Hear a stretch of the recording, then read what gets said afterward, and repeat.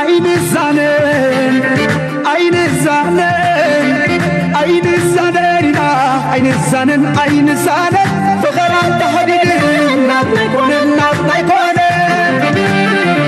عين الزانن عين الزانن عين الزانن عين الزانن عين الزانن فغرام تحديد الناس يكون الناس يكون يا بنتكان وعزل عيب بحدي سنا حسان وريتهم أمثلتي أنجلت في أبنو حبيبو أميتنا وسيو كبرمبو نجزانا قبرقزو نجزانا قبرقزو نجزانا قبرقزو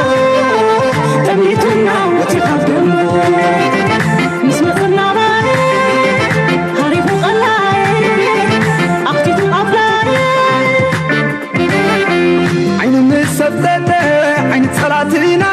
قدنا يونمبر ما استزانينا دحدح مسوفرة درتنا في دفة دولنا بحبار حوخنا تفة ولا باش غيزة فتت لعبة تفاني ونهو حنت خيس لبي كم تحلو سنتنا يابا كان دي الفتحي أبنو حبيبي أميتنا وتخدمنا نجزانا قبرقزو عيني حسان عيني تتابعي عيننا نقيرو كتلمت متاي عيني تلمات كيرو قدما كونت مسمتعنا سعيرنا صلا دلونا جزا بحد أمني نداني ترى كوينو جيش أمني دخون ننهاتكم حساب كتقومتلو كتكاثر صبي الذي بده حدا جين إذا عن تجربة أنا يوعد بروتيرا نعوين بونس نخيل هبو ريقول إن حتى هاي نسي ورك أطول كأيد حر حياة كلاعيت هاينو نسون كورونا يوم كورونا بهاقول له من دابركا أدي ساعة أتينا من قصة خن قلبت مبان كم يجيرو قبلو خون كلا كلتيو جهسات الألاونات دفرد يكونه أجي قال حواتنا لو بقرز بلو ولا أنا وين ولا باي ذا واي هذا جزء ساعد زي أسب بتنتن كتب على لو قالت بليها حركان تنقاد بولك ناس نزارنا من قصة كل سنة يكنا مثل وينا لنا قام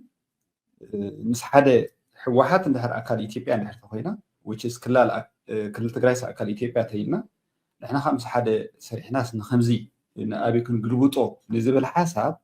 أبتدي لونة إثيوبيا دو نأتي لنا بتحركات عن تلقى أمريكا أوعنا بريتوريا اللازية بارتيا أجينا منجس نحجز مسين ناس منجس يقرأ نقوله لنا هجرنا بحكيشة حدا قرأ يكون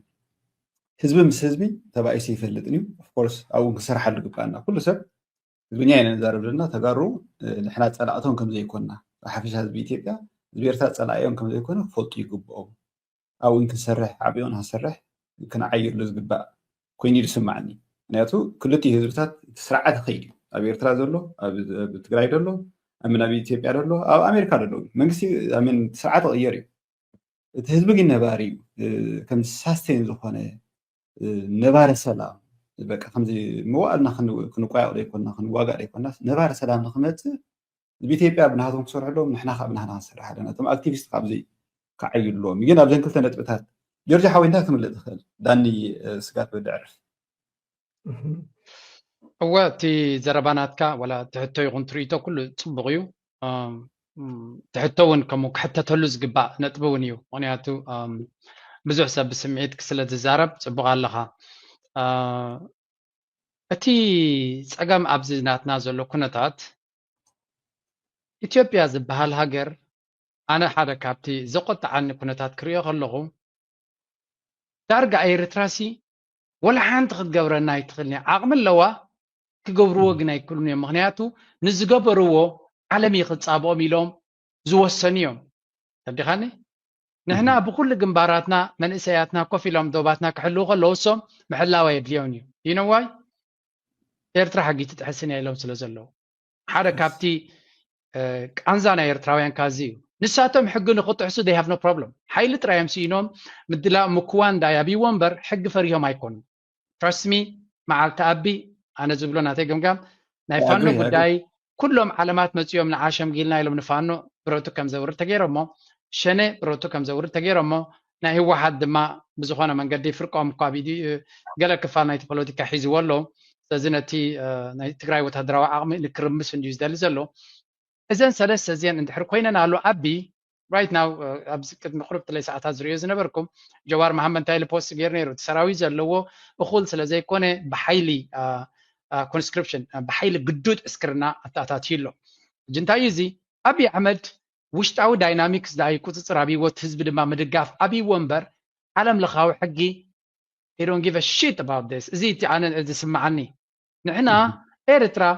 መሬት ክትሰግር ኣይትኽእልና ናብ ኢትዮጵያ ሓደ ቀዳማይ ነገር ህዝቢ ይኹን ፖለቲካ ወላ ምሁር ናይ ኤርትራ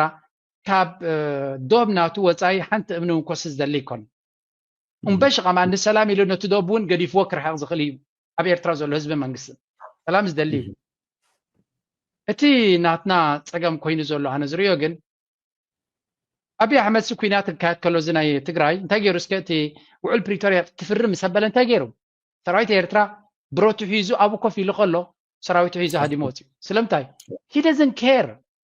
إذن ناي تجراي قداي قدسوني وش أبي حياديو دير لاجر كنت حناميو ثم تجارون قال حيل اللوم حتى دم كنت حنو ليوم مستتحنو دم متيانة دليتك جبري هيز بالتروسناتو يشتري سلزغون تروسناتو كم يتكالكليت جبر أجي እቲ ናይ ኣቢ ነገር ኣብቲ ካልኣይቲ ክፋል ናይ ትሕቶኻ ልኡላውነት ምስጋር ገለ መለ ዝበሃል ሓደ ካብታ ንዝሕጉሰና ኣብ ኤርትራ ዘሎ መንግስቲ ብካልእ ከም ድሌትካ ክትዛረብ ትኽእል ኢኻ ኣብ ፖለቲካዊ ስትራቴጂ ግን they are masters ካልእ ገለ ቁጠባ ዶ ገለ ዶ ኢልካ ከም ድሌትካ ንሱ እውን በይኑ ክንዛረበሉ ንኽእል ኢና ምክንያቱ እቲ ቁጠባ እውን ክእለት የብሎም ድዮም ኣለዎም ድዮም ኣሲኻ ትርዮም ካብ 91 ክሳብ 97 ግዜ ብዘይ እገዳ ከሎ ቁጠባ እውን ከም ዝኽእሉ ኣርእዮም እዮም ንዓለም they can كلت اللوميو it's not about capability نا عقب صقم አይኮነን እጂ ብፍላይ ኣብ ፖለቲካዊ ኣካይዳ ስትራቴጂካዊ ኣማምታ ግን ንዝግቦ ክብረ መሃብ ኣገዳሲ we should never second guess ከምዚ ዶ ተጋግዮም ኮን no track record ናቶም ታሪኻም at every turn they make the right choice እዚ ሻዕብያ ክብረት ዘውበና ኣነ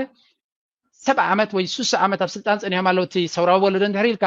all their choices were right ማለት ይጋገዮም ግዜ ይወስድ እዩ ገለገሊቱ ስትራቴጂ ናቶም ድሕሪ 8 ዓመት 10 ዓመት እዮም ተጸብዮም ንህወሓት ከውድቕዎ 10 ዓመት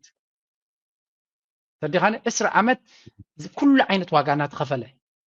ኩሉ ዓይነት ዋጋ እዚ ቐማን ሓደ መዓልቲ ነፍሱ ዝቓለ መጽሓፍትን ዶኩመንታሪን እዩ እዚ መንግስቲ ኤርትራ ሓሊፍዎ ዘሎ ኩነታት ኣይ ሆፕ ከይሞቱ ከለዉ ሪከርድ ይገብሮ ኮኑ ምክንያቱ እቲ ሃገር ሲዳርጋ ልክዕ ከምዚ ሓንሳብ ልቡ ትመልቆ حساب قالوا دمال قلت تسقمات زغاط مالتي تيغرا زبال بتخكل حزب ኤርትራ ተገለጸሉን ኣሎ ስለምታይ ዘይግለጸሉ ከይድሃል ምክንያቱ እንት ዘሎ ጸገም ድሕር ነጊርካ ኣብ ኤርትራ ሰብ ካዱ ይመሊስ ክስምብድዩ ክርዕድዩ ጽኑዕ ዘለውን ክስምብድ ኽእል እቲ ዘሎ ጸገም ጼሮሜም ዝኸዱ ዘሎ ሓደ ሰብ ልዕሊ ነፍሱ ከፍቅረካ ይክእልኒ ማዕበል ይኹን ዳንኤል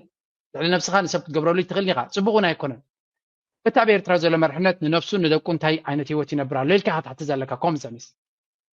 እንድሕር ንነፍሶምን ንደቆምን ጽቡቕ ዘይነብሩ ተደይሃል اليوم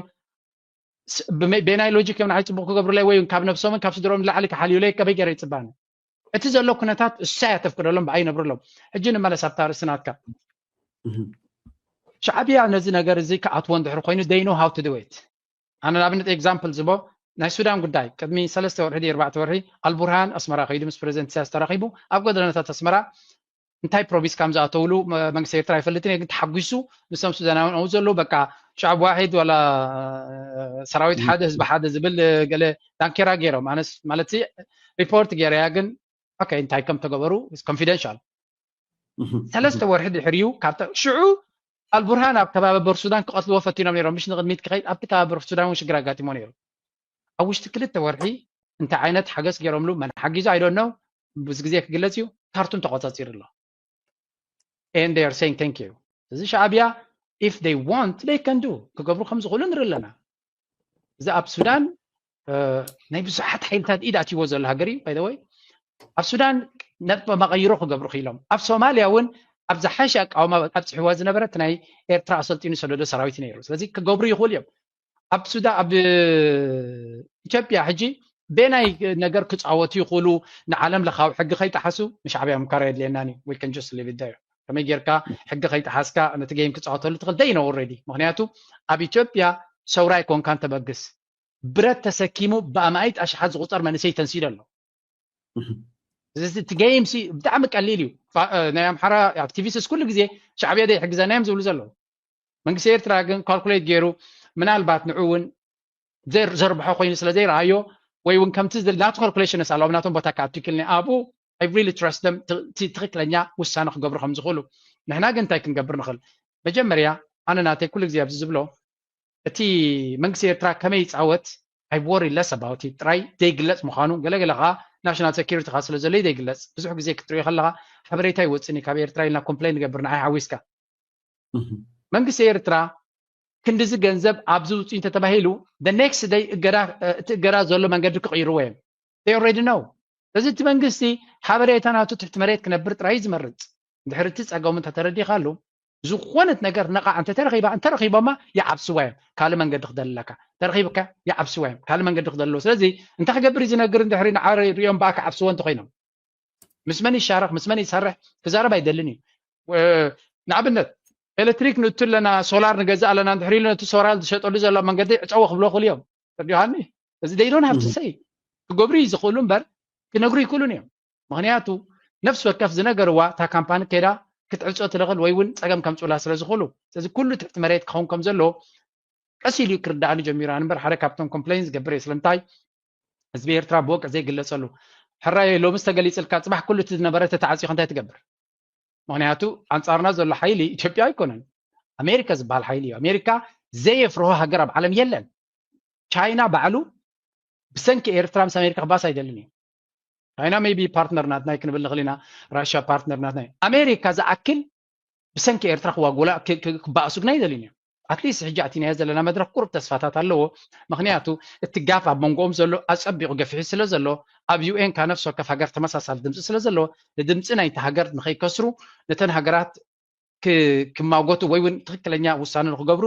ቀሪቦም ኣለዉ ይገብሩ ኣለዉ ሕጂ ንኤርትራ ዲፈንድ ክገብርዋ ኣብ ዩናይትድ ኔሽንስ ወላ እውን ገዳ ወሪዱ ዘሎ ቻይና ብተደጋጋሚ እዚ ጌጋዩ ፍትሓዊ ይኮን ክትንስእ ኣለዎ ኣብ ነፍሲ ወከፍ መድረክ ሂማን ራይትስ ኤርትራ ክትክሰስ ከላ ሂማን ራይትስ ንፖለቲካ መሳርሒ ትጠቀሙሉ ኢላ ዲፈንድ ትገብረላ ኣላ ንመለስ ኣባርስና ኣብ ኢትዮጵያ ዘሎ ኩነታት ኤርትራ ወላ ሓንቲ ከይገበረት እውን ኣብ ክግምጠል ይኽእል እዩ ኤርትራ ሓንቲ ከይገበረት እውን ጀስ እቲ ንዛረቦ ዘለና መጀመርያ እቶም ትግራይ ዝበሃል ህዝቢ ኣብኡ ዘሎ ኬያስ እዩ ዘሎ ሻዕብያ እቲ ዝበለፀ ዕላማ ናቱ እዛ ትግራይ ሕጂ ዘላያ ከምቲ ቀደም ተዝኸውን ነይሩ ትግራይ ከምዚ ሕጂ ዘላቶ እዩ ንኤርትራ ዝበለፀ ምክንያቱ ትግራይ ዘሎ ይትቐንዲ ፀላኢና ንሓትሕዶም ከዓ ሓደ መዓልቲ ሓደ ተንስኡ ነቲ ሓደ ክሃርሞ ይውዕል ሓደ ነቲ ክሃርሞ ይኽእል ሓደ በቲ ይፀፍዕ ሓደ በቲ ይገብር ሓደ በቲ ይኸይድ እንታይ ካ ትደሊ ፀላኢኻ ንሓትሕዱ ክባልዓልካ ኢኻ ትደሊ ባዕሉ ክማወተልካ ክኽእል ኣሎ ዲስ ኢዝ ሃው ዩ ሓደ ሓያል ፀላኢ እንተለካ ትምኒት ናትካ ንሓትሕዱ ክባልዓ ኢኻ ትደሊ ዘለካ ኢትዮጵያ እውን ከምኡ ኮይና ዘላ ንሕና ኣይኮናን ከምኡ ጌርናዮ it is the way it is ንሕና ኣይኮናን ኤርትራ ኣይኮንን ከምኡ ጌራቶ ዘላ ባዕሎም እዮም ከምኡ ኮይኖም ዘለዉ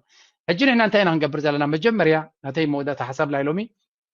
መጀመርያ ኣብ ሓድነት ናይ ኤርትራ ክንሰርሕ ኣለና እዚ መድረክ ተፈጢሩ ዘሎ እቲ ዝበለፀ ዕድል ንኤርትራ ኣብ ጎኒ ኤርትራ ጠጠው ንክንብል እዩ ብፖለቲካ ፍልልይ ሃልኻ ፖለቲካ ናቲ ሃገር ተለካ እዩ እቲ ኣብ ኢትዮጵያ ዘሎ ሃገር ነቲ ሃገር ከኣልያየ እዩ ዝብል ዘሎ ስለዚ እንድሕሪ ፖለቲካ እንድሕሪ ሃገር ዘየለ እንታይ ክትገብር ኢኻ ፖለቲካ ግዜኻ ተጥፍእ ኣለኻ ወላ እውን እቲ ደንበ ተቃውሞ እንተሎ ኮይኑ ሪሊ ብሃገር ደረጃ ኦርጋናይዝ ክኸውን ዘለዎ ሃገረይ ከመይ ገይረ የትሕን maybe تهاجر تديد إحنا أنا خمي جرا كده إحنا خلك أكبر له فلان كله والله أنا بحكي على هاجر زي حسبت قينه من قصة إيرترا نزه هاجر كده إحنا يكل اللي ندحريله فلان كله يجب إحنا قال جيرنا كانت إحنا هنا بعلم لقاو حق مجويتنا دينا ناتنا فجرنا دينا قال لك حسب يزقبا لذي التفتيرو زلوا سبونا جرا له كم هاجر ونتنا نخنا أبي بزخوني يخون قال من جديد ما كان باسي بلان because at the end of the day تن كبت تسرقا نتوم سرقت جنس عرف إذا قدفنا لهم يبلان قالك هم تطول زربالة أنت نحا كيدانين يريلو أنت تعرف إذا قدفنا لهم يبلان تبل زربا قال لا الريوان عاد طيب لتيو تنحا تدفيق هاجر تدفيق يا سي تخلط قبرز اللغاسي أم أنت من تاي ترجمون يبلون نمالتي لذي نشعب يا مخرج نبا عمية بالليل أنا كم جورجو ነቲ ሰራዊት እውን ምክርክቦ ዝኽእል ኣይኮንኮን they know exactly ከመይ ገይሮም ነዚ ኩነታት ክብድህዎ ክእሉ ግን ካባና እንታይ ክደልዩ ይኽእሉ ፒአር ዝበሃል ኣብ ሚድያ ድኻምነት ስለ ዘለና ፀጋታት ናይ ኤርትራ ውሑድ ስለ ዝኾነ እቲ ብደገ ዘሎ ገጅፍ ሓይሊ ድማ ኦርጋናይዝ ዝኾነ መንገዲ ኮይኑ ነቲ ኣብ ሳይበር ዘሎ ፀላኢ ክምግቶ ክንከላልና ንዑ ንገብር ተኮይና ድማ ኣብ ንሓትሕድና ንኣሽቱ ነገራት ይተፈላለየና መብዛሕትኡ ግዜ ገርማካ ንእሽተይ ነገር ይተፈላለየና ኣወል ከምዚያ ዝበላ ወላገለ ኣወል ካብ ኤርትራ ይወፅእ ዘሎ ኣነ ኣብ ናተይ መደምደምታ ክመፅእ ኣወል ካብ ኤርትራ ዝመፅእ ሓበሬታ ይዝብ ዘሎ ስለዚ ሂስ ካይንድ ኦፍ ናተይ ስራሕ ከም ጆርጆ ክሪኦ ከለኹ ኣወል ዝቦ ዘሎ ጌስ ክገብሮ ይደልን እየ ቢካዝ እቲ መንግስቲ ኣብ ናይ ኢመርጀንሲ ኩነታት ኮይኑ እዩ ዲሲሽን ዝገብር ዘሎ እቲ ሃገር ሃገራዊ ድሕነት እዩ ዝበሃል እዚ ናሽናል ሴኪሪቲ ዝበሃል ናይ ናሽናል ሴኪሪቲ ሰብ ዝምችኦ ነገር ኣይኮን ኣብ ዩክሬን ንኣብነት ሕጂ መንእሰይ ክወፅእ ኣይክእልኒ ኣብቲ ሃገር ዝኾነ ወዲ ካብቲ ሃገር ክወፅእ ኣይክእልኒ እዩ ስለምንታይ ሃገር ሃገራዊ ድሕነት ሕቶ ስለ ዘሎ እዚ ኣብ ናይ ሃገራዊ ሕቶ ክኸውን ከሎ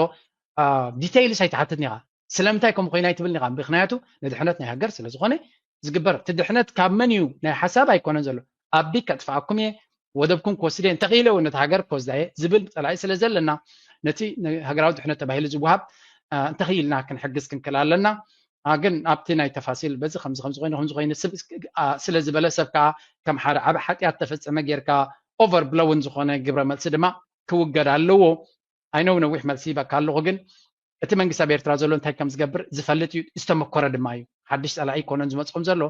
ሓድሽ ታክቲክ ኣይኮነን ዝምህዝ ዘሎ they know it 3-4 ግዜ ኣብ ርእሶም ተፈፂሙ ኣሎ they know it ስለዚ ከመይ ገይሮም ሃንድል ገብርዎ ይፈልጥዮም ንሕና እንታይ ክንውስኽ ንኽእል ኣብ ልዕሊ ጥራይ እንተበልና ዝበለፀ ኮይኑ ይስማዓኒ ናትኩም ርእቶ ክሰምዕ ድማ ደስ ይብለኒ ገርም ዳኒ هو حجينا توتالي مدغام دليس لا ديكون ابسولوتلي مشوتو نسلام زحجز هواهو ام مفتار ግን ናይ ኩላትና ተራዩ ሃገርና ከም ኤርትራውን ኣውትረቢሓ ምክንያቱ ካብ ሰላም ንኽሰር ስለዘየለ ሰላም ግን ሓቂ ሸጥካ ኮምፕሮማይዝ ጌርካ ንህዝብካ ፈላሊኻ ገለ ኣይክኸውኒ ሕጂ ዜሮ ካብቲ ሚድያ ንሕና ጥራሕ ደይኮነስ ብሓደ ኢድካ ውን ኣይተጣቕዕኒ ኢኻ ትፅልኢ ዝበሃል ሰላም ዝበሃል ገለ በቲ ሓደ ወገንካ ሕራይ ሰላም ስትብሉ ኣለኹም ንፅቡቕና ግበሮ ኢልካ ዝዛረበካ ኣካል ገለ እቲ መብዛሕትኡ ዓቕምናን ሓይልናን እኳ ምንታይ ዝፀኒሑ ኣብ ምክልኻል ሃገርና እዩ ሓሶታት ክመፅእ ከሎ ኤርትራ ከምዚ ኢላ ክትክሰስ ከላ ሰራዊት ኤርትራ ክክሰስ ከሎ ብሓሶት እናገበርካ ተለምደ እዩ ካብ ኢትዮጵያ ብዙሕ ክመፅእ ከሎ ክንከላኸል ኣብ ዝፅንሓሉ ገለ ኦኬ እቲ ስንዶ እቲ እማንሲ ዋላ እቲ ጥቐነን ትገለን ዋላ ዜሮ እንተደይተመልሰ ማለት እዩ ብሕጂውን ዋላ ሓንቲ ትፅቢት የብልና ናብ ዜሮ ክምለስ ኢሉ ኣይኮነት ቁርብ ጉድል ተኢሉ ሓገዝ እዩ ንኽላትና ማለት እዩ ሕጂ which means እቶም ኣክቲቪስት ናይ ትግራይ ኣብ ሚድያ ፅልዋ ከምዚ ከማኹም ዘለዉ ካልኦት ገለ ናታቶም ንህዝቦም ደስምዑ ኣለዉ ማለት እዩ ሕጂ ንሳቶም ከዓ ናይ ብሓቂ ቁርብ ከም ይህን ምሂን መባሃል ባይታ እንተ ተፈጢሩና እዚ ኦኬ እዚ ማለት ህዝቢ ትግርኛ ይሕወስ ኣሎ ዶ ይተሓቋቐፍ ኣሎ ገለ ኢልካ ደይ መልክዑ መሓዝ ሰላም ደይኮነ በንፃር ኣንፃር ሰላም ላምባን ክርቢትን ሒዝካ ምቕራብ ነቲ ጉዳይ ማለት እዩ ካብዚ ዓጀውጀው ዝወፅኦም እንተ ገይሮሞ ፅቡቕ ድሓን ንሳቶም እውን እዚ ኩሉ ዓመታት ሰሚዖምና ኣይተምሃሩን ማለት እዩ እንታይ ኢና ንብል ዘለና ተረድኦም ለባማት ከም በዓል ናትና ኢላስ ምላሽ ገለ ኣለዉ መዓት ውሕዳት እዮም ኣብቲ ሚድያ ናታቶም ዳ እምበር ብዙሓት ኣለዉ ብፅቡቕ ዓይኒ ብክብሪ ኤርትራ ገለ ዝርእይዎ ንሓዋር እውን ዘላቒ ሰላም እዚ ታክቲካል ናይ 2 ወርሒ 3 ወርሒ ወይዛ ዓመት እዚኣ ከመይልና ንሓልፋ ንኣብይ ክነፈራርሖ ተኮይና ምእንቲ ገንዘብ ክበልና ምእንቲ ላምባ ክበልና ኢልካ ዝግበር ናታቶም ታክቲካል ነገር ተኮይኑ ይትረፎም ባህላ እየ ማለት እዩ ግን ብዙሕ ስለ ዝኾነ እቲ ናታቶም ጌጋታት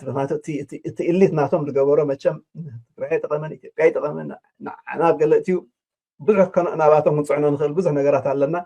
ግን እቶም ተበግሶ ወሲዶም ኦኬ ዝሓለፈ ሓሊፉ ድሕር ሎሚ ግን ሰላም ንግበር ኣብ ዝብልሉ ኣነ ቅድሚ ዝሓለፈ መስከረም ማለት እዩ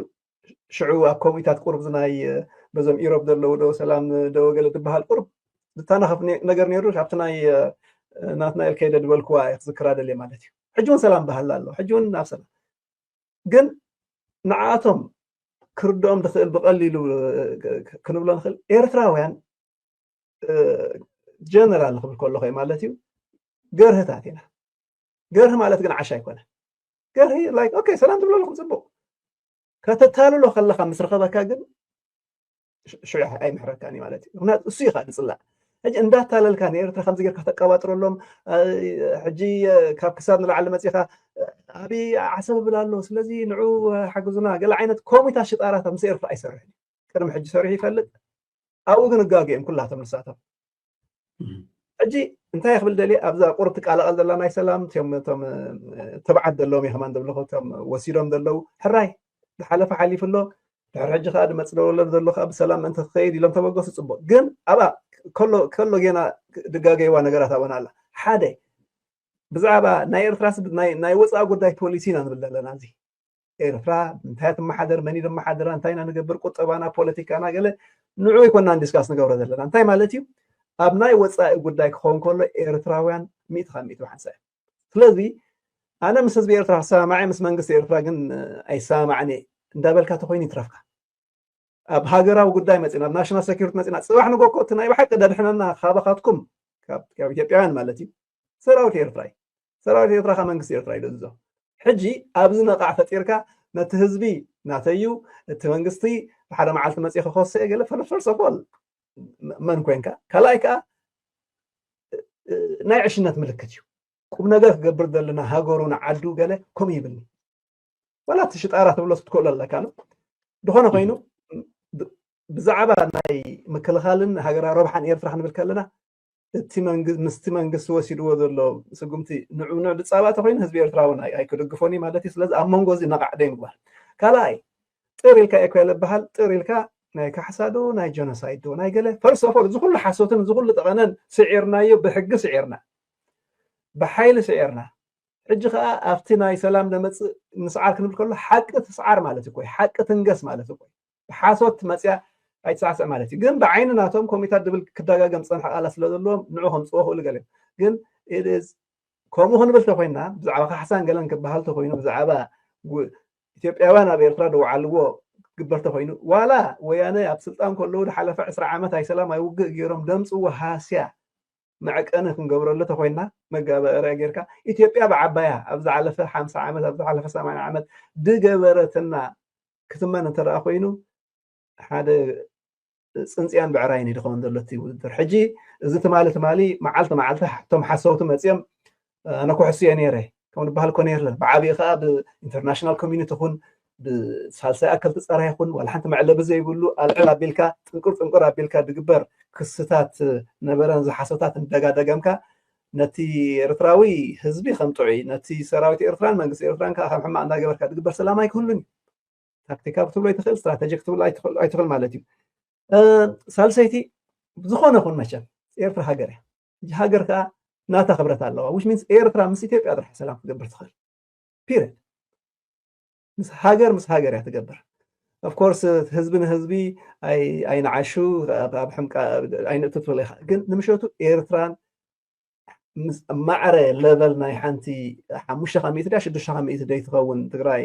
ኣምፂኻ ባንዴራ ድዩ ከምዚ ክልተ መንግስታት ዝረኸባ ዘለዎን መንግስቲ ኤርትራን መንግስቲ ትግራይን ሓደ ከም ዝረኸብ ነገር የብሎምን ኣይክኸውኒ ዋላ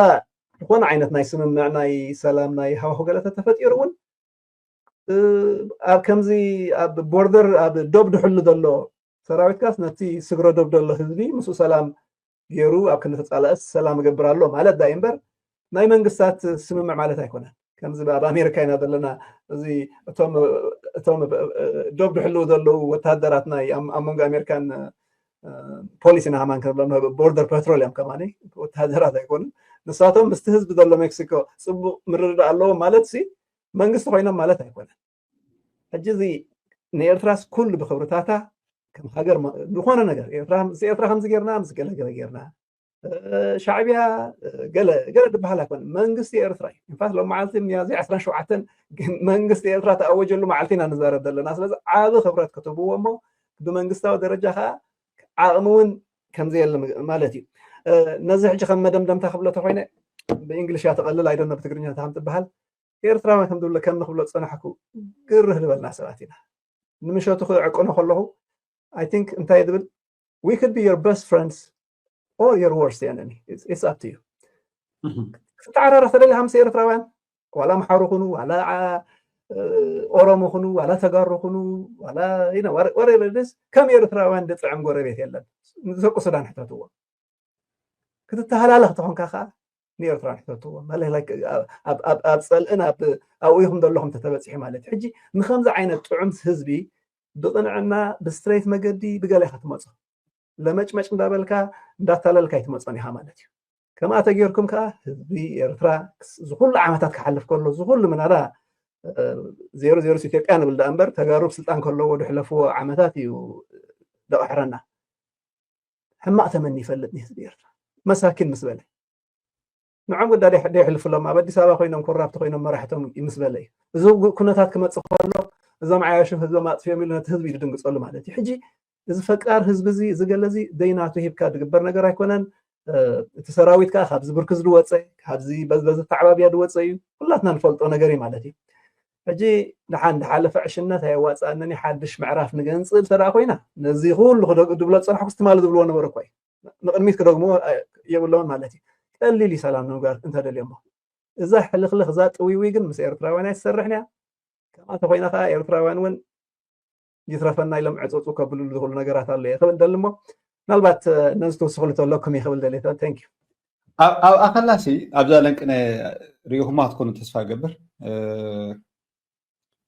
ሰላም ተልካ ኤርትራዊ ንሰላም እዩ መስዋዕቲ ዝኸፍል ዋላ ዝተባለ ዝተኸፍለ መስዋዕቲ ንሰላም እዩ ኤርትራዊ ወሪራ ይትፈልጥን እያ ኣንተ ጆርጅ ተዛረባዊን ዓለማስን ኤርትራ ፈልጣ እየን ካብኡ ከም ዘይተሓልፍ ኢሉ ነይሩ እጂ ዝኾነ ይኹን ብኤርትራ ወገን ዝግበር መስዋዕቲ ንሰላም እዩ ኢልካ ዝኽፈል መስዋዕቲ እዩ ሪኢኹሞም ትኾንኩም ኣብዚ ኩላትና ኤርትራ ኣብ ኩሉ ኤርትራዊ ዘሎ ግርህነት ኣነ ይገርመኒ የስደምመኒ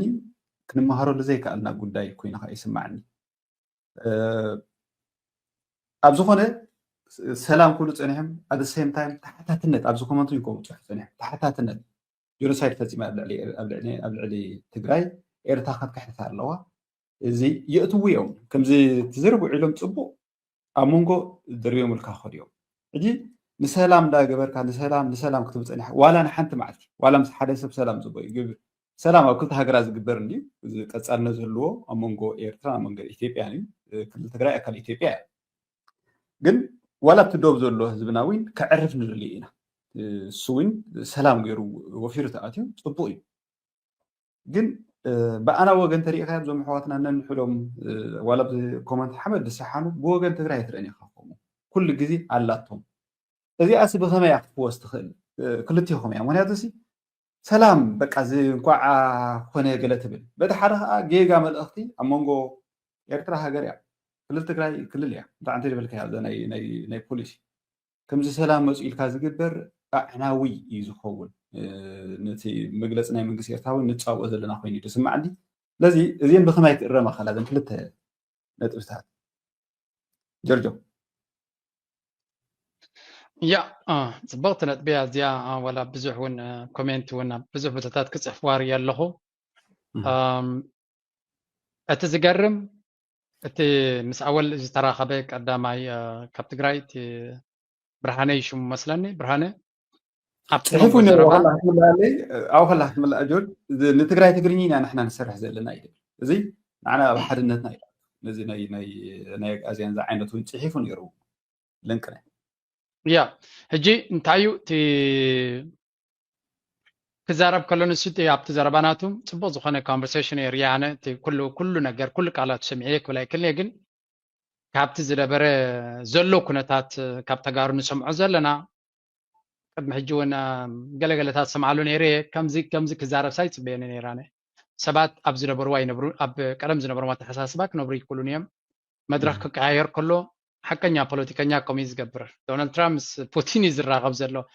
this is very clear ዘለናዮ ግዜሲ ትምህርቲ እስካብ መፅሓፍ የድልየካኒ ኣብ ዴይ ቱ ዴይ ላይፍ ናትና ኢና ንሪኦ ዘለና ቅድሚ ሕጂ ብሓደ ክሸኑ ዘይክእሉ ዝነበሩ ብሓደ ኣላያንስ ክፈጥሩ ኢና ንርኢ ዘለና ሌፍት ኤንድ ራይት ከምኡ እዩ ዘሎ እቲ ዓለም እዚ እቲ መድረክ አንኮንቨንሽናል ዝኾነ ወይ እውን ዘይተለምደ ኣካይዳ ክንርኢ ንቡር እዩ ብዝዋን እዚ እዚ ከም ንቡር ጌርና ክንወስዶ ክንክእል ኣለና ምክንያቱ እቲ ጂኦፖለቲክስ ቀልጢፍ ይቀያየር ስለ ዘሎ ኣላያንስስ ድማ ምስ እዩ ዝቀያየር ዘሎ ቀዋሚ ረብሓ እምበር ቀዋሚ ሓዛ ዝበሃል የለን ቀዋሚ ፀላይ ዝበሃል የለን ቀዋሚ ረብሓ ሃገራዊ ረብሓኻ ጥራይ ቀዳምነት مسمن ابزا مومنت زيان نمصاين من زياده زربحني خاطب كالايكا ولا ون زير بحكا من زياده يخسرك هاتريخا من زياده يخسرك زي مسي زو حدا a choice between two devils يا قالت بالزرب على بانجلش تذكر كاب كل سيطان ممكن تودادر لك عيناي زخف سيطان زي تزحش زبل كايو نوع تحز معناتي كل غزي هاغراو ربحا افتا زلخاين مصعنا طمت كايو تاريخ قداسي ግን አከም ዝሕጂ ዘለና ድማ አው ክነብር አይን خلينا ግዴታው ምርጫታት ክሉ ይኽእል ተመሊስካ እቲ ወዲ ብዛዕባ ካሕሳ ካሕትት ከሎ he is right አነ ከገርመካ አይግረምን ይቆም ምሕታቱ ስድራና እኮ እንተ ተባይስካ ዕርቅ ካሕቱ ከሎ ብዘይ ካሕሳ እኮ ይሓልፎን እዮም ዝበደለ ተዳንዮ ምስራዩ ዝበደለ ይኸስ እዩ እዚ ካሕሳ ምሕታቱ ትግራዋይ he is right ካሕሳ ህቡና ይኮነን ዝብል ዘሎ ትዛዕበየ ዝበደለ ክሕሳ ኣለዎ ኢሉ he is right أبانا تقومي بلي إيرترا أنا حدا خابتي زي حجي زول مرحنة كريتيك زلات النساء إيرترا كسب لهم زي محتاطة نتز وردا دامجس I'm really sad حدا خابتي زحزنني أبملي وتيد ما كجوبروز دلنا قرت له نتليان أبيت فردت الكنبلا نإنجليز أبيت فردت الكنبلا ني إثيوبيا بزخول دامج وردنا I will never sleep for this أدل ترخيبه never حدا كابتي إثيوبيا عندارت كوينا بلنا شيء تبلنا زلكو أما جاباينا على أمتينا بليونات كم تخسر سلزي جبرنا يا كويم هاي جزانا يوم كويم زبلنا زلوا حلف عليهم just محازوس سلزنا برناينا تقارينا تفعلنا يوم زبل زلوا because أب international trip كيدنا نتوز جبرونا قلة زي كل سجم جنوسايد سلدي فلتو كويم جنوسايد لهم زارب زلوا إيرترا 3 عامات فاسرنا بالعدم يحلف أمه أنا كبسك ديرة مسيح أبسك ديرة استجبر تاريخ كابا كاب حبوتاته يوم شدش تقتيل موريدي دان عنا كابيو كاباير حق يكونن تمارا كله عنا يزغني راب عناون حمد زي جبر سيفيليو تقتيلو بتانكتات تملكت ببرينات تملكت لنا بلو كلاشين يبلو قال يبلو حزبي why on earth نزكو دايز أب نيتوبيا زي كسسنا يا أنا واحد ليني منقسنا تملسخ الوغلي بس أنا كم زيجا شللك بهالز جبوي يكونن تليان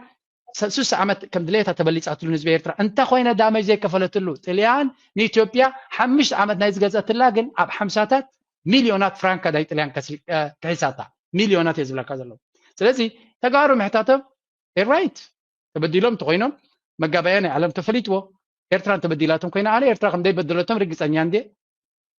كم سلي لهم يمزارب زلوا تبتن تلوهم بعالم درجة عند حري إيرترا بديلاتهم كينا أنت بديلنا كينات كاسل زنبرة إيرترا أنت كحسة أنا سجمي بالله حتى جن نحن زلنا عنزة أب مجابينا علم سلزي كسسنا يوم كسب لومي أنت قبل لنا بدل كم زجبرون دزارة زردوا ما مثلا نزوم زبزيو هجي نسوم زي ردوا مخنيات من البات نحن سلزي كسسنا يومي هذا مع بال عين تحري بزح بديل كاني in fact أنا نبالك كم إيرترا بزح حسب از بدلونا لو خصوم زجبازي كسسكم خصوم يبلا له إيرترا ديك السدي لغاية خص يحرق له نبالي أنا خصوم زجبوب سبات له I know أبتناتي كالندر له يوم خصوص مخانو just I didn't get the time energy تي كنا جرات معه خبر سلدي تتعاملني إيرترا رجس أني نزنا جرت قدي فاتها يبلني عبنا تزناي أبحرقي جوست تفتسمه أبشعب استفتسمه أبسك ديرة تفتسمه أب وكد باس تفتسمه كل نجار دوكمنت دي خونا له this is good دوكمنت تقبل لك history كتكبر لك تسمع نقول شفت حس كهات خي ويانا كو دوبي إيرتراي كبلوني بلا بلا كويلي أبهيج مسكادجن تحجبت لك أيو شعوك أبح بحيكون شفت أنت لك ترى خاب مجابة تعود إيرترا دما تانك تاتك سافر جوكو في لولو شفت everything أقامي تقبله دوكمنت كيرم له مدرخ مسرق من البات نايت أبغى مسوق جنزب سلزقون ده جبر وخون كل يوم التحتو تجارو كن كحسل أنا يلوم محتاطم nothing wrong with that كحتى تغليسم نحنا ون كابون اللي علي تبدي الناس لزلنا اتي كحسا مني كحسي تحتو شو نحنا جبت لنا من بدي لنا نفلت سوم إثيوبيا نحنا إيرتراينا سلزي إثيوبيا زبالة علينا نا عمتات بدل يزلوا السودما بفتهم كتسجرت خلاكون نعوتات ترايكون وكلهم نبع على الإنجليز نبع على الطليان بمولهم بقرورهم تنتل كان بلون كن كلا لنا مهنياتو صوت هيكون زي إذا هذا مع التجبري زي تجارو كم بالهم نتحدثنا قلنا ملتش كم يكون كلا دم دانيال كمان تقيسوات أنيم إيرترا بزي حجز لا تمدرخ أسرع حمشت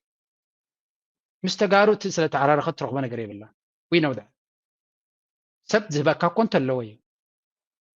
ትግራይ አብይ አሕመድ ውዕል ፕሪቶሪያ ቅድሚ 2 ዓመት ፈሪሙ ክሳብ ሕጂ እኽሊ ቆፂሩ ይሰደሎም ገንዘብ ቆፂሩ ይሰደሎም ነዳዲ ቆፂሩ ይሰደሎም ኣሎ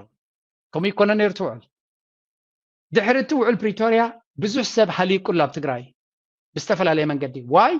አብይ አሕመድ ስለ ዝቐትሎም ዘሎ ባይ ዘ ወይ አብይ አሕመድ ክኸስዩ ዝግብኦም ንሶም ግን ኣነሲ ኤርትራውያን ኣብ ልዕሊ ተጋሩ ሻዕብያ ሕማቕ ፅልእ ክህልዎም ምሂርዎም እዮም ዝብሉኒ مان نعوذ بلخا إيرتراويان مهلاوين زحزنني أبي أحمد لو من ناجف شفهم كله نا بدلهم كله تمرتاتهم كم زي سرح غيرهم كله أكن نعود خصو شعبية قد بخلت عمد زنبرة جنوسايد بصفتي من الله يلوم زارب زلو كومن خبل دما أبي أحمد سلو زخفلهم زلي جوكو تفعل اليوم يوم تمتقراي أبي أحمد زخفلهم زلو ستيلتي شعبية خمسدو جنوسايد فتسملنا دو أبي أحمد منق السنايو من يقرأ تايل لنا خوني وقلا قلا قبل جميرين لحساس ولا قيتا شورة دان دريو تمالت مال انتاي بالنيرو تاب ጌታቸው ረዳ ዘይን መሃር ኤርትራውያን ግን አነስ ይሕዝነኒ ጌታቸው ረዳን አብሲ እዚ ሌባዩ ኣብ ስልጣን ኮፍ ኢልዎ ዘሎ ፊሎዞፊ ናቱ ድማ ሓሶት እዩ ምትላልዩ ካለ ነገር የብሉ ሻብዓይ ክፍል በፅሒ ዘይፈልጥ ከመይ ገይሩ ፒኤችዲ በፅሒ ዝብል ካብኡ ዘይትብገሱ በታለሉ ምዃኑ ሲ ካብቲ ባክግራውንድ ናቱ ዘይትብገሱ ይዝብል እዚ ዝብል ዝነበረ ሎሚ የተከበሩ ጠቅላይ ሚኒስትር እናበለ በቲ ድማ أبي أحمد وكو كم خمس خبر لنا يزلزل تاي مالتي زيم لخبطت خلوهم بوليتيكا همي لخبطنا هي سوري على شو من بوليتيكا لخبطنا مالتي لخبطت كتفل لك إيرتراو جن نجيتاቸው ረዳ ከም ሞዴል ዝርዝ ነበረውን ክርዶ አይ ካለና ለምሱ ምስ ስፒድ ናቶም ከይዳ ይክልኒ አቢቅ አቲልዎም ምሱ ይሰርሑ ሎሚ ኤርትራ ኣብ ምንታይ ግራት ተራኺብና ተቃቲልና ና እንታይ ስለ ዝገበረ ይደጋፋይ ተቃዋማይ ልሰብ ዝተፋነን ዘሎ አቤናይ ዓውደ ኩናት ኢና ጆኖሳይድ ተፈጻጺምና ናሓተትና ና መን ዩ ንስድራ መን ብጥሜት ቀቲልዎም ስለዚ ኣብ ኤርትራውያን ዘሎ ከም ዝበለው እንድሕሪ ፈትዮ መስኪን ህዝቢ እዩ ኣብ ፖለቲካ ከማን ከምቲ ዘለ ንጸላእቱ ከማን ከምቲ ዝግብኦም ዘይፈርድ ህዝቢ እዩ ሰራዊት ናይ ኤርትራ 20 ዓመት ኣብ ግንባር ህይወቱ ከም ዝኸስር ዝገበርዎ ናይ ወያነ መርሕነት እዩ ኢላገጽ ኣይኮነ ነይሩ ኣብ ግንባራት ዕድሚኡ ሙሉእ ኣብ ግንባር ክነብር ዝገበሮ መን ድዩ ናይ ህወሓት መራሕቲ ኮይም ካልእ እኮ ኣይኮነን ዕረፍትን ዓዱን እንትሕሪ ከይዱ ነቲ ሃገር ከነፍርሳይና እናበሉ ካብኡ ከምዘይ ከይ ዝገብሮ ትግራይ ኣትዩ ካልእ ክገብር ኢኻ ፅበዮ ከምዚ ዓይነት ቅርሕንቲ ዘለዎ ሰራዊት ሞራል ዘለዎ ሰራዊት ስለ ዝኾነ ግን እቶም ተጋሩ ዝረኸብዎም ኣይ ናይ ሻዕብያማ ማዮም ሂቦምና ኣይዞኹም እዮም ኢሎምና እማ እንታይ ደይገበሩና ዶ ክነግረካ ክንደይ ቪድዮ ኣለና ናብ ናተይ ቻነል ኣስሚዖም ኣለዉ መስኪሮም ልዮም እቶም ዝፈልጥዎ ዘይወዓለ ዘይረኣዩ ከዓ ሽሞም የፀልም ይበል ኣሎ ህዝቢ ኤርትራ ኣብ ከቢድ መድረክ ከለውን ሕማቕ ነገር ክፍትን ኣይከኣለን ክፍፅም ኣይከኣለን ስለዚ ንሳቶም ከምኡ ከም ድሌቶም ክብሉ ክእሉ እዮም ኣጀንዳታት ስለ ዘለዎም ወላታ ጆኖሳይድ ትብል እውን ስለምንታይ ከም ዝጥቀሙላ ኣነ ይገልፅ እየ ጆኖሳይድ ንኤርትራ ብኣጥራይ ክትከሳ ትኽእል ካልእ ኩሉ ገበናት ኣቢ ፈፂምዎ ንኣቢ ከይከሱ እታ ጆኖሳይድ ትብል ቃል ካብ ላዕሊ ተሃንዲሳ ዝመፀቶም እያ ምክንያቱ ናይ ወፃኢ ሰራዊት ስለ ዝኾነ ኤርትራ ጆኖሳይድ ጥራይካ ክትከሶ ትኽእል ካልእ ክትከሶ ይትኽእል ኢና ስለዚ ኩሉ እቲ ዝግበር ዘሎ ንኤርትራ ግዳይ ንምግባር እቶም ተጋሩ ድማ ሰናይ ጉርብትና ስለ እንደሊ ኩልና ኣብዚ ዘለና ኮይና ንብል ዓፋር ናይ ኤርትራ ኣብ ወገን ዓፋር ናይ ኤርትራ ማለት እዩ ሰላም ክህሉ ኢና እንደሊ ብወገን ሱዳን ሰላም ክህሉ ኢና እንደሊ ብወገን ትግራይ ድማ ጎረቤትና እዮም ሰላም ክህሉ ኢና እንደሊ እዚ ማለት ግን ኤርትራ ኣብ ዝበለፀ ኮንዲሽን ኣብ ዝሓለፈ 10 ዓመት ኮይና እያ ሰላም ትደሊ ዘላ እጂ ትልምኖም እውን ኣይኮነትን ዘላ እቲ ኣብዪ ኣሕመድ ኣብ ኩርሲ ኮፍ ኣቢሉ ዘሎ ሻዕብያ ኮፍ ኣቢሉ በራእይ ማሃለዎን እኮ ስለዚ ስትሬንግስ ከለካ ሰላም ክትሓትት ከለካ ካልእ ኣርስቲ እዩ ዊክነስ ኣይኮነን እዚ ኤርትራ ስትሮንግ ፖዚሽን እዩ ዘለዎ ኣብ ቀርኒ ኣፍሪካ ይፈልጥዎ እዮም ከዓ ኤቭሪባዲ ኖውስ ብዲፕሎማቲካሊ ኣቢ ኣይዞሌትድ እዩ ዘሎ ሻሂ መሳቲቱ የብሉ ተዲኻንላ ኣብ ኮንፈረንስ ከይዱ ምስ ዝሰኣለሉ ሰብ እውን የብሉን ኣብዚ ኩሉ ሰብ ገጢምዎ እዩ ለኽባጥ ሓደ ምዃኑ ተፈሊጡ ኣሎ ኤርትራ ንመጀመርያ ዝበለፀ ዲፕሎማስያዊ ማኒቨር ትገብር ዘላ ኣብ ከባቢና ጅቡቲ ጫቆይት ከማን ምስ ግብፂ ዲል ትገብር ኣላ ለለለውን ካልእ ግደፉ ጅቡቲ 1 ቢልዮን ዓመት ካብ ኢትዮጵያ ዝረክብ ዘሎ ንኢትዮጵያ ቀይሕ ካርዲ ሂቡ ምስ ግብፂ ዲል ይገብር ኣሎ ምክንያቱ ሴኪሪቲ ስለ ዝኾነ እዚ ሃገራዊ ረብሓ ቢልዮን ዶላር ንዓመት ዝህቦ ዘሎ ንዑ ገዲፉ ምስ ግብፂ ወታደራዊ ስምምዕ ትገብር ኣላ ናይ ሴኪሪቲ ስምምዕ ትገብር ኣላ ስለምንታይ ህላወ ናቶም ስለ ዘገድሶም እምበር ኢትዮጵያ እኮ ገዲፋቶም ንኬንያ ክትከይድ ትኽእል እያ ኣንደን ጅቡቲ ክጠፍ እዮም ግን ክወሮም ካ ይኽእል ኣቢ ኣንፕሬዲክትብል እዩ ንህዝቢ ብድሮን ዝቐትል ሰብ መፂኡ ንዓይ ብድሮን ኣይቀትለኒን ኢልካ ክትግምት የብልካ ምክንያቱ ድሮናቱ ገገዚኡ ኣብ ህዝቢ ኮ ይጥቀመሉ ዘሎ ቀደም ኣብ ተጋሩ ተጠቂምሉ ተመኩሮ ኣብ ተጋሩ ጥሪሑ ሕጂ ድማ ብኣምሓራ ይደግሞ ኣሎ ስለዚ ከምዚ ዓይነት ሬክለስ ወይ ከዓ ሓደገኛ ዝኾነ መራሒ እሙኻ ንስልጣን ንጉስ ክኸውን ዝደሊ ዘሎ ብኩሉ ዋጋ ድማ ነታ ስልጣን ዝደልያ ኣሚን ናይ 10 ቢልዮን ፕላስ ገይሩ ዘሎ መራሒና ንዛረብ ዘለና ኣብ 2 ዓመት 3 ዓመት ክኸይድ መደብ ዘለዎ ሰብ ኣይኮነን እዚ 10 ዓመት 30 ዓመት ኣብ ኩርሲ ክኸይድ ዝደሊ ሰብ እዩ ስለዚ ከምዚ ዓይነት መራሒ ኩሉ ዓይነት መሳርሒ ተጠቂሙ እቲ መንግስቲ ዝገብሮ እና ህዝብና ደጋጊመ ዝብሎ ግን ቀዳማይ ስራሕና ንሕና ህዝቢ ኤርትራ እምነ ዓረ ክኸውን ኣለዎ ተሓድነት ናቱ I think ናይ ሰለስተና ሚሽን ክኸውን ዘለዎ ከመይ ጌርና ህዝቢ ኤርትራ ተሃይላ ሓፂና ኣይኮነ ካላ ኣይኮነ ሓድነት ናይቲ ህዝቢ ሓድነት ናይ ህዝቢ ክፈርስ ተፈቲኑ ነይሩ ሕጂ ግን መሊሱ ተሪሩ መፅዩ ምክንያቱ ጠላትና ኩሉ ግዜ ሚስ ካልኩሌሽን ስለ ዘለዎም ዘይትንከፍ ቦታ ይትንክፉ እሞ ነቲ ኤርትራዊ ከውድቕዎ ዝሓሰቡ ኣንጻሩ ይኾኖም እዚ እዚኣ ትገበርዋ ትግራይ ትግርኛ ዶ ስግንጢር ዶ ጅንዕፍሪ ዶ ኢሎም ነቲ ህዝቢ እንታይ ገይሮሞ ደቂሱ ዝነበረ ብዛዕባ ኤርትራ ክግደስ ዘይደሊ ዝነበረ መርሱን ዝኾነ ሃገራዊ ስምዒት ናይ ቀደም ዝፈልጦ ዝነበረ ኣይ ናይ ወትኹል ደርፊና ንሰምዕ ዝብዕል ዘለና ካብዚ ጥዕም ነገር የለን እቲ ሃገራዊ ስምዒት ኣብ ዝለዓለ ጥርዚ ዘሎ ኣብዚ እዋን እዚ ጥራሕ ሕጂ ተሪፉ ደሎ ናይ ባዕዳኒ ማሕበር ኮማት ስራሕ ኣብዚ ደገ ጥራሕ ዘይኮነስ ከመይ ጌርና ነዚ ሞመንተም ንውሽጢ ገፅና ብፍላይ ኣብ ልምዓት ብዛዕባ ፖለቲካውን ኩናትን ንዛረብ ምህላውና እውን ፅቡቅ ኣይኮነን ነዞም ኦድየንስ ኤርትራ ናብ ጉዕዞ ምዕባለ ትኸደሉ ዘላ ኤግዛክትሊ ናብኡ ክንከይድ ስለ ንደሊ ዘለና ኤርትራ ንኸይትምዕብል ዝግበር ዘሎ ድራማ እዩ እዚ ስለዚ ክንጥንቀቕ ኣለና ኻ የስ ናይ ናሽናል ሴኩሪቲ ፀገም ኣለና ግን እቲ ዝዓበየ ፀገምካ ማዕበል ኢልዎ እዩ ቁጠባ ናትና እንተዘይዓብዩ እቲ ዝዓበየ ፀገም ናትና ቴክኖሎጂ ናትና እንተዘይዓብዩ እቲ ዝዓበየ ፀገም ናትና ህዝብና ፋሕፋሕ እንድዕር ኢሉ እቲ ዝዓበየ ፀገም ናትና ሰራዊትና ክህነፅ ተዘይክኢሉ ሰራዊት ከመይ ጌርካ ተሃንፆ ቁጠባ ምስ ሃነፅካ ገንዘብ ምስ ረኸብካ ኢኻ ተሃንፆ ስለዚ ነቲ ዘሎ ብቴክኖሎጂ ክነማዕብሎ እንተኮይንና ሓድነትና ክንእክብ ኣለና ደገ ዘሎ ገጅፍ ዝኾነ ዓቕምናትና ድማ ንውሽጢ ዓዲ ሒዝና ክንከይድ ኣለና ነዚ ንምግባር ዳና ኣፍ ደገ ከፊትና ኣሎ ማዕበል ከይድካ ዝገበርካዮ ቪድዮታት ኩሉ ርአየ ናይ ብሓቂ ተዲጋታት ዝሰኣልካዮ ኣዲ በጊዖ ዝኸድካዮ ብሻ ዝኸድካዮ ኩሉ ርአዮ ኢንክሬዲብል ስለዚ ነዚ ከመይ ጌርና ብዝበለፀ መኣዲ ጌርና ህዝቢ ኤርትራ ኣብ ዓመት ሓደ ግዜ ንግደት ንዓዲ ዝኸደሉ መንገዲ ንፈጥር ምክንያቱ ኣብ ዓዲ ሻሂት ሰትያ ካፕቺኖ ንኤርትራ ተድልያ ኣብ ኤርትራ ትበልዖ ባኒ ንኤርትራ የድልያ እቲ ገንዘብ እቲ ንኤርትራ እዩ ዘገልግል ስለዚ እቶም ኤርትራ ዝገሽኩም ኣነ ኩሉ ግዜ ዝብል እቲ ዝዓበየ መስዋእትስ እዩ ንሃገርካ ክትገብረላ ትኽእል ኣብ ደገ ኮንካ ቬኬሽን ኣብ ኤርትራ ምግባር ቬኬሽን ኣይኮነን እዚ መስዋእቲ ንሃገርካ ክትገብር ዘላ እምበር ቬኬሽን ንዓይ ካብዚ ኣብ ማዮርካ እዩ ዝጥዕመኒ ኣብ ማዮርካ 4 ስታር 2 ሰዓት ፍላይት እዩ መንግስተ ሰማይ ዝመስል ቤች እዩ that's the most comfortable ንኩሉ ኤሮፓ ዘሎ ንኤርትራ 18 ሰዓታት ኤክስትራ ገንዘብ ከፊሉ ምስቲ ኩሉ ሓጎስ ጎ ዘሎ ኤሌክትሪክ የለን ካይብሎ ኤሌክትሪክ ኣብ ዘይብሉ እናኸደ ከሎ ከመይ ጌርካ ነዚ ከዳዕዶ ተበላፅ ዶ ትብሎ ተበላፅ መን ድዩ በዓል ጆርጆ ኮይም ኣብ ብቹ ቦታታት ኮይና ሆቴል ቫኬሽን ንገብር ዝነበርና ንሕና ኢና ተበለፅቲ ምክንያቱ ተን ገንዘብ እቴን ተን 2,000 ኤርትራ እንተዝገብረ ነይረን ኤርትራ ምጠቕመ ነይሩ እቲ ኤርትራ ዝኸዩ ዘሎ ግን ንሃገሩ ዝያዳ ዋጋ ዝኸፍል ዘሎ እዩ ወላ እኳ ምስታ ውሽጢ ዓዲ ዘሎ ተደይበልናዮ ደገ ኮይኑ ንሃገሩ ዝኸይድ ምቾት ከምዘየለ ይፈልጥ እዩ ኣፍ ደገ ባሕር ናይ ኤርትራ ገነት እዩ ዝመስል ግን ካብ ናይ ኣፍ ደገ ባሕር ናይ ዱባይ ኣይኮነን ስለዚ ፒፕል ነው ናይ ኤርትራ ግን ይኸብር ፍላይት ናይ ኤርትራ ይኸብር ሆቴል ናይ ኤርትራ ቀሊል ኣይኮነን ኩሉ ነገር እዚ እናፈለጠ ግን ናይ ኤርትራ ዝኸይድ መስዋዕቲ ዝኸፍል ዝነበረ እዩ ኣንዊሕ መሊሰልካ ኣለኹ ግን እቲ ሰብ ከሎ ክሰምዖ ዘለዎ ነገራት ክብል ስለ ዘለኹ እየ ቴንክ ዩ عين الزانين عين الزانين عين الزانين عين الزانين عين الزانين فغران تحديد الناس ما يكون الناس ما يكون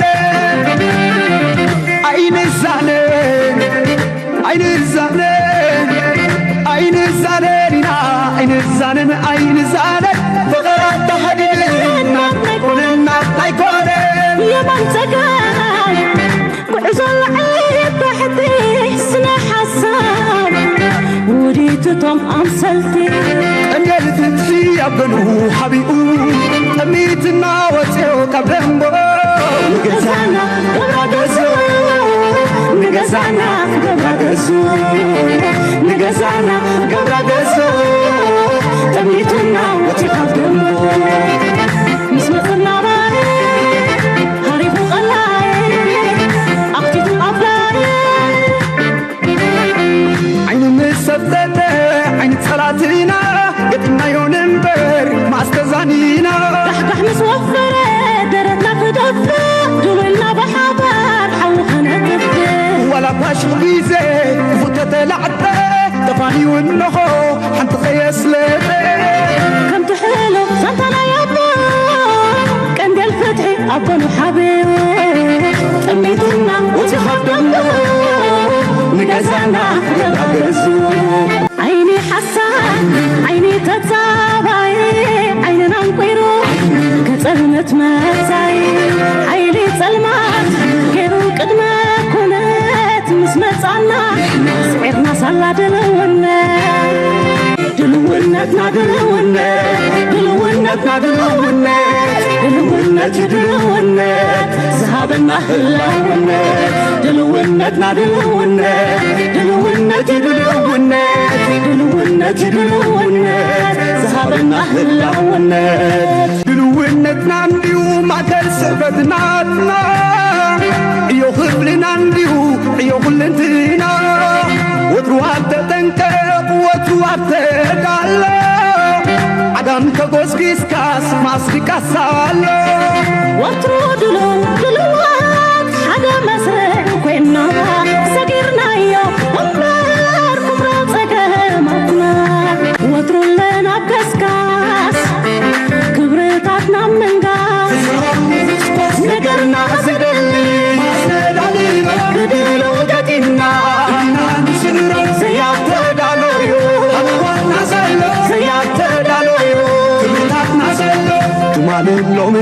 لومن تمالين الوادينا أقرن قادرين تمالين لومن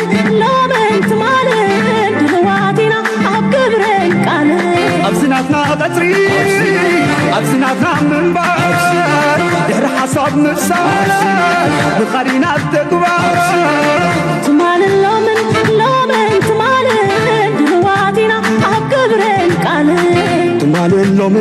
لومن تمالين الوادينا أقرن قادرين وترو لنا كسكاس كبرتاتنا من غاس نقرنا زدلي بدلو جاتنا سيات دالويو أبوانا سلو سيات دالويو كبتاتنا سلو تمالين لومن تمالين الوادينا أقرن قادرين تمالين لومن تمالين الوادينا أقرن قادرين انت مالين لومن صباح وانت خوني زدالة زي جنبي يبلنا زيزاني تمالين لومن تمالين الوادينا أقرن قادرين تمالين لومن تمالين الوادينا أقرن قادرين تمالين لومن تمالين الوادينا أقرن قادرين تمالين لومن تمالين الوادينا